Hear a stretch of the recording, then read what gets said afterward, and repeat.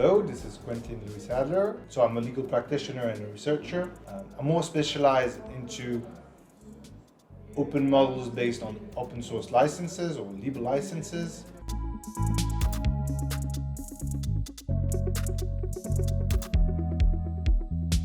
What is important as well and very specific is we tend to forget that open innovation or any kind of more open way of making innovation also requires the proper legal framework for it.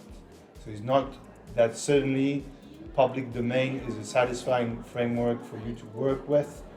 If you decide to go in open innovation, there are many different tools that you can use also for intellectual property.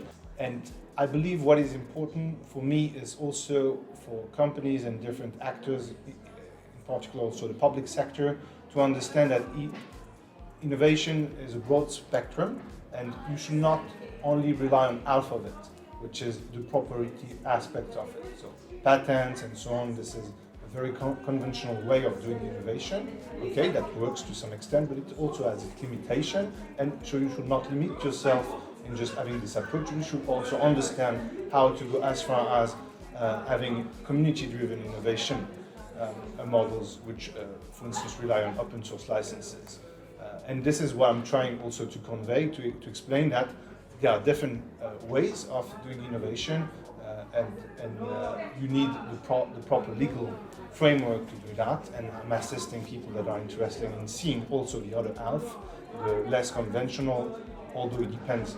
In some sector it is now quite conventional, for instance in the software industry, to see this full spectrum of innovation from closed source to open source, and having the legal certainty to deal with both these models in a safe manner.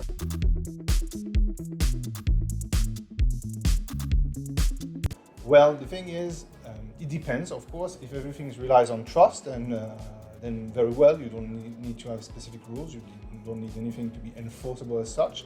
But as soon as you want to scale any kind of project, or as soon as there is any kind of value, especially monetary value in a project, then well, you will need at least to get some protection.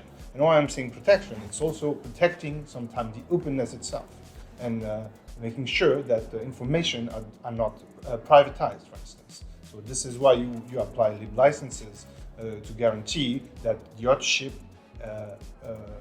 is guaranteed, while at the same time the information or the innovation is as widespread as possible.